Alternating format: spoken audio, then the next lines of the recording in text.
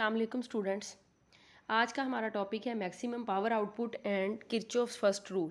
ठीक है, इससे पहले आप सर्किट में पावर डिसिपेशन जो टॉपिक था हमारा electrical power and power dissipation in resistors, उसमें हम पावर को कैलकुलेट कर चुके हैं। ठीक है, कि बैटरी जो है वो चार्जेस को नेगेटिव टर्मिनल से पॉजिटिव टर्मिनल तक जाने के लिए जो एनर्जी जो है वो सप्लाई करती है पर यूनिट टाइम, वो पावर जो है वो कहलाती है। और वो पावर अगर सर्किट में सिर्फ रेजिस्टेंस जो है वो लगी हुई है तो रेजिस्टेंस के अकॉर्डिंग ही वो पावर जो है वो यूटिलाइज होगी। ठीक है, यानी जो एनर्जी वो वहाँ से गेन करेगी, वहाँ आके इन दोनों टर्मिनल पे आके, यानी जब रेजिस्टेंस में से वो चार्जेस गुजरेंगे तो वो अपनी पावर को जो है या अपनी जो एनर्जी होगी उसको लूज़ करेंगे। ठीक है, और उसका फार्मूला जो है वो हमने ये पढ़ा था। अब यहाँ पे हमने इसको थोड़ा सा देखना है मैक्सिमम पावर आउटपुट की फॉर्म में कि जब बैटरी के अंदर जो इंटरनल रेजिस्टेंस लगी हुई है तो उसको भी हमने यहाँ पे काउंट करना है। ठीक है, तो फार्मूला है हमारे पास power deliver to the resistance p out is equal to v i, v is equal to I r, क्योंकि रेजिस्टेंस के अकॉर्डिंग है तो हम v is equal to I r वाला फार्मूला यहाँ पे इस्तेमाल करेंगे, तो ये आ जाएगा आई स्केयर आर। ठीक है, अब इससे पिछले ही लेक्चर में जो है वो हमने जो सर्किट जो है वो लिया था और उस सर्किट में हमने फाइंड आउट किया था ये वाला i is equal to e divided by are plus r. ये आपने पिछला लेक्चर जो है वो लिया है तो आपने यकीनन ये वाला फार्मूला जो है वो देखा होगा, ये वाला। अब हम आई की जगह पे simple V over R put नहीं करेंगे, बल्कि हम आई की जगह पे ये पुट करेंगे जिसमें सर्किट में लगाई गई दोनों रेजिस्टेंस, यानी ये तो एक्सटर्नल रेजिस्टेंस है और ये जो इंटरनल रेजिस्टेंस बैटरी की है उसको भी हम जो है वो काउंट करेंगे। ठीक है, और फिर हम पावर कैलकुलेट करेंगे कि कितनी पावर जो है वो यूटिलाइज होती है। ठीक है, तो चलें आ जाते हैं दोबारा फार्मूले पे। हम e is equal to i is equal to e over r plus r जो है वो जब यहाँ पे पुट करेंगे तो हमारे पास ये वाला जो फार्मूला जो बन जाएगा, आई स्केयर कर दें तो ई स्केयर आ गया।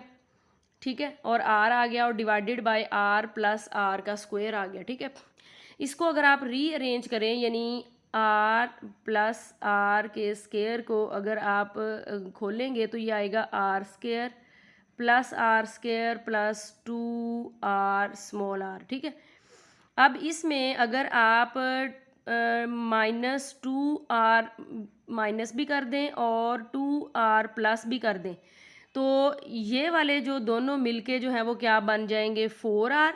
और ये वाला जो R square plus small r square minus 2r है, ये वाला फार्मूला बन जाएगा। यानी इसकी मदद से अगर आप इसको खोलेंगे तो दोबारा हमारी एक्चुअल वैल्यू के बराबर ही आ जाएगा। ठीक है, यानी ये हमने उसको फार्मूले को हल करने के लिए मैथमेटिकल ट्रिक जो है वो इस्तेमाल की है। यकीनन आपको ये इसकी समझ आ गई होगी। यानी आर माइनस आर का स्क्वायर, यानी ये वाला जो है ये इसके बराबर है जो मैंने अभी आपको बताया, तो R minus r whole square plus 4r के बराबर है। ठीक है, अब इसमें हमने कंडीशन देखनी है कि when R is equal to r, ये जो स्मॉल आर है ये बैटरी की इंटरनल रेजिस्टेंस है और ये जो कैपिटल आर है ये सर्किट के अंदर लगाई जाने वाली रेजिस्टेंस है। अगर ये दोनों रेजिस्टेंस जो है वो एक दूसरे के बराबर हों तब, यानी इस फार्मूले में हमने ये कंडीशन पुट करनी है कि अगर आर स्मॉल आर और कैपिटल आर आपस में बराबर हैं तो आपकी जो पावर आउटपुट की वैल्यू है वो मैक्सिमम आती है, क्योंकि डिनोमिनेटर जो है वो आपका कम हो जाएगा फिर, क्योंकि ये तो वैसे ही कैंसिल हो जाएगा। ठीक है, तो डिनोमिनेटर जो है वो कम होगा तो आपकी जो पावर है ये ज़्यादा आएगी। ठीक है, यानी सर्किट में उस वक्त पावर आउटपुट यानी मैक्सिमम पावर डिलीवर होती है जब बैटरी की इंटरनल रेजिस्टेंस कंपेरेबल हो लोड रेजिस्टेंस के।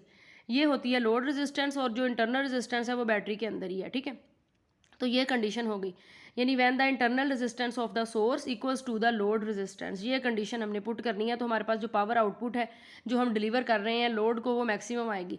तो हमने दूसरी कंडीशन भी देखनी है कि जब अगर आर जो है वो very very less than R की आए तो क्या होगा, और अगर आर जो है वो very very greater than R से आ जाए तो क्या होगा। ये दोनों कंडीशन भी हमें पता होनी चाहिए। ठीक है, तो याद रखें कि अगर बैटरी की इंटरनल रेजिस्टेंस जो है वो यहाँ पे अगर ज़्यादा हो जाती है इन केस, तो देखें ज़्यादा जो डिसिपेशन है वो तो बैटरी के अंदर ही हो जाएगी, यानी जो पावर की ज़्यादा यूटिलाइजेशन है डिसिपेशन है वो तो बैटरी के अंदर बहुत ज़्यादा हो जाएगी और सर्किट में तो जो है वो बहुत कम जाएगी, तो इसलिए ये कंडीशन नहीं होनी चाहिए।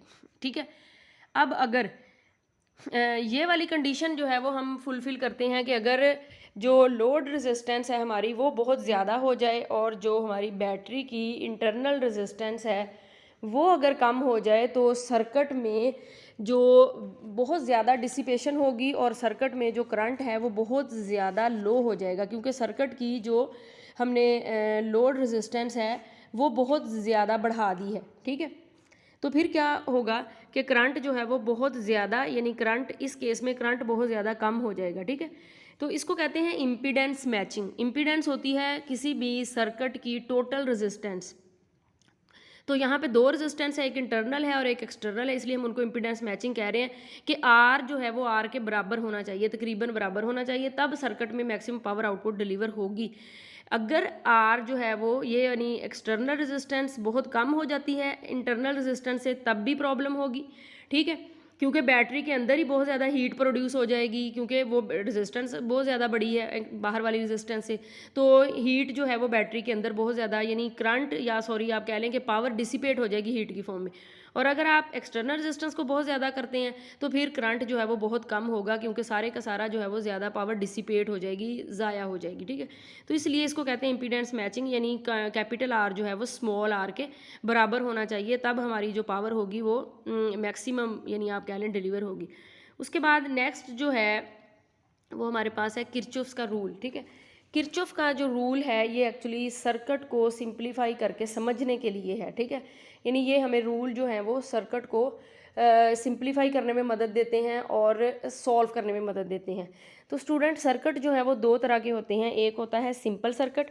सिंपल सर्किट में आपके पास जो है वो रेजिस्टेंस ज़्यादा हो सकती हैं, लेकिन आपके पास जो बैटरी का सोर्स होता है वो एक ही होता है। तो एक ऐसा सर्किट जिसमें दो या दो से ज़्यादा रेजिस्टेंस लगी हो और बैटरी का सोर्स एक हो, तो आप उसको सिंपल सर्किट कहेंगे, और उसको आप ओहम लॉ की मदद से भी सॉल्व कर सकते हैं, यानी V is equal to I R की मदद से भी आप उसमें से रेजिस्टेंस जो है वो फाइंड आउट करेंगे। आपको पता है रेजिस्टेंस को फाइंड आउट करने के दो तरीके हैं, पैरेलल कम्बिनेशन में लगी हुई तो कैसे इक्विवेलेंट रेजिस्टेंस निकालते हैं, और सीरीज़ कम्बिनेशन में लगी हुई हो तो कैसे निकालते हैं। और निकालने के बाद जो है वो आप इस फार्मूले को इस्तेमाल करके वोल्टेज का आपको पता होगा तो आप करंट जो है वो फाइंड आउट कर सकते हैं। ठीक है, तो ये वाले रूल यानी सिंपल सर्किट में ये रूल फॉलो करके आप सर्किट को सिंप्लीफाई कर सकते हैं और उसमें से जो भी आपने पैरामीटर फाइंड आउट करना है वो फाइंड आउट कर सकते हैं।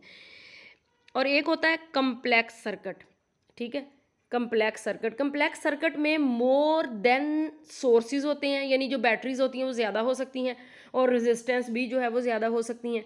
तो ये थोड़ा कम्प्लेक्स सर्किट जो है वो होता है। इसको फिर आपने कैसे सॉल्व करना है, कैसे सिंप्लीफाई करना है, इसमें से अगर आपने करंट मालूम करना हो तो कैसे मालूम करेंगे, तो उसके लिए जो है वो हमें फिर किरचॉफ के रूल जो है वो पढ़ने पड़ेंगे। ठीक है, यानी कम्प्लेक्स नेटवर्क के लिए जो है वो हमें वोल्टेज सोर्स भी ज़्यादा होती हैं, नंबर ऑफ रेजिस्टेंस भी ज़्यादा होती हैं, तो फिर हमें इसको एनालिसिस करने के लिए ये दो रूल जो है वो हमें पढ़ने पड़ेंगे। तो यहाँ पे हम फर्स्ट रूल डिस्कस करेंगे। इसका फर्स्ट रूल जो है वो क्या कहता है कि किसी भी सर्किट में जो जाने वाला सारा करंट होता है उसका सम होता है ज़ीरो के बराबर। ठीक है, तो हम इसको पॉइंट रूल भी कहते हैं और इसको चार्ज कंजर्वेशन का रूल भी कहते हैं।